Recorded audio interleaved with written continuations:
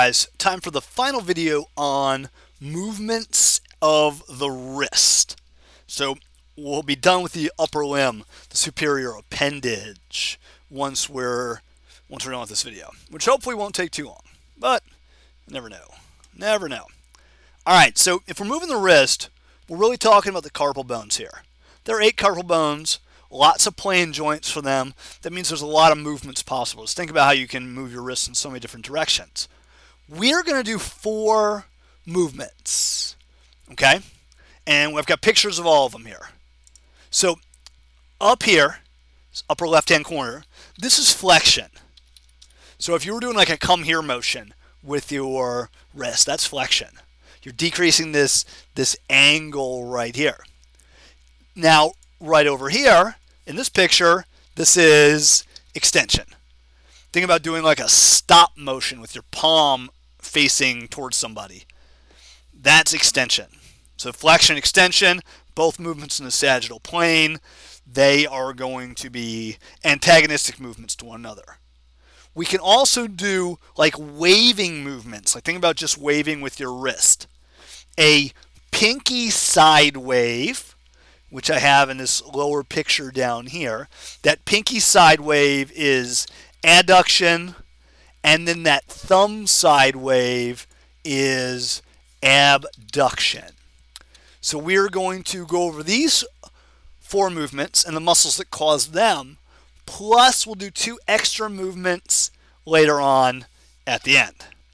So that's our plan. Let's get to it. Okay, I got a nice view of the forearm right here. Now, orientation-wise, check it out. I'm going to put an arrow on the biceps brachii. There it is. I'm going to put an arrow on that biceps brachii. It is right there. We've met the biceps brachii before. I don't know why I put 2 arrows on it. Let's undo one of them. There we go. So that's the biceps brachii. We've also met this muscle right here. This muscle right here is the brachioradialis. Notice that that word, brachioradialis, ends in radialis. That is actually a good thing to know because the muscle next to it, which I'm going to get right there, that muscle also ends with the word radialis. That muscle is the flexor carpi radialis.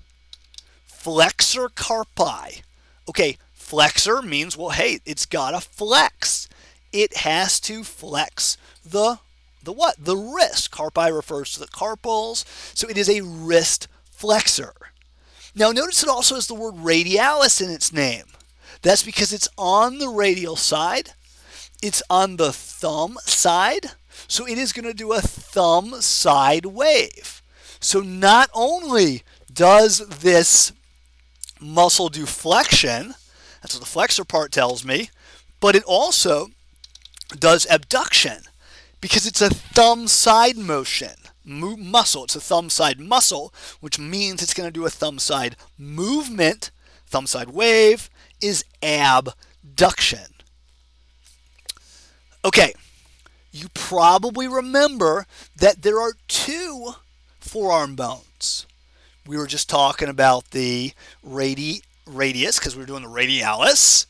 The other forearm bone, which we can see just like a little piece of in this view right there, that is the ulna. So that little guy down there is the ulna. And next to my ulna, so on the opposite side of my flexor carpi radialis, so right here, that little guy is the flexor carpi ulnaris. Look at its name. It's got flexor carpi in it. Flexor means it is going to flex. It's going to decrease the angle of something. Well, the angle of what joint? Carpi tells us it's going to decrease the angle of the wrist joint. So these 2, the flexor carpi radialis and the flexor carpi ulnaris, because they're both flexors, they can both be synergists. However, Notice that this muscle is on the ulnar side. I know that because its name has ulnaris in it. Ulnar side means it's going to be capable of an ulnar side motion. That is a pinky side wave. A pinky side wave is adduction. So my flexor carpi ulnaris is going to do flexion, but it's also going to do adduction. So notice that this muscle, when it's doing flexion, is a synergist to the flexor carpi radialis, but when it's doing adduction, is an antagonist. Kind of interesting how that works. All right. If we flip the forearm over, and let's do some orientating here. There's triceps, brachialis, and biceps brachii. And right here, that guy, the last one I'm doing in green there, that is the brachioradialis. So let's write him down for a second here. That is our brachioradialis. And right next to the brachioradialis, there is going to be a muscle with the word radialis in it. But this is on the back side, not on the front side.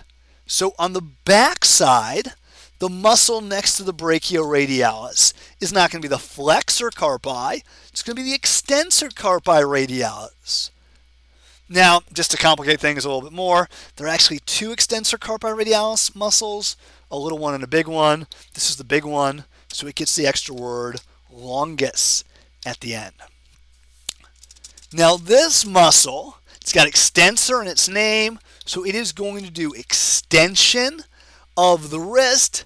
It is also going to do adduction, so a thumb side wave, thumb side movement, because it is on the radial side. All right. Let's keep on going. That is awesome. We're going to move this guy around a little bit. Actually, I want to go back for a second. Do you guys remember we just did the flexor carpi radialis, which was right here? We just did that one. I forgot to mention one thing about it.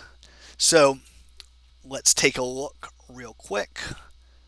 What am I going to do here? Hold on a sec. All right, where were we? We were looking at the flexor carpi radialis, and I forgot to tell you the origin and insertion of it. The origin of it is going to be the medial epicondyle of the humerus, which is that big inside elbow bump. And the insertion of it is going to be on the second and third metacarpal bones. So second and third bones in your hands. Okay, awesome. We did this one. We're now looking at this one. All right, check this out. This is a great picture. Here I can totally see my ulna right there. That bone is the ulna. Now, we've already done the flexor carpi ulnaris. We already did the flexor carpi ulnaris, which is right there. On the back side, we see the extensor carpi ulnaris. So we have an extensor carpi radialis longus. We also have an extensor carpi ulnaris. Because it has extensor in the name, it is going to do extension of the wrist. Because it is on the ulna side, it is going to do pinky side movements, which are abduction. Awesome. Let's look at one final slide. Final slide here to look at. Deals with another motion, a pair of motions. Supination, holding your palm up like you're holding a bowl of soup, and pronation, holding your palm down. This muscle right here is called the pronator teres. Like you probably guessed, it is going to pronate your hand. There is a deep muscle that we do not see in this view called the supinator, which will supinate your hand. All right, awesome. We are done with the upper limb.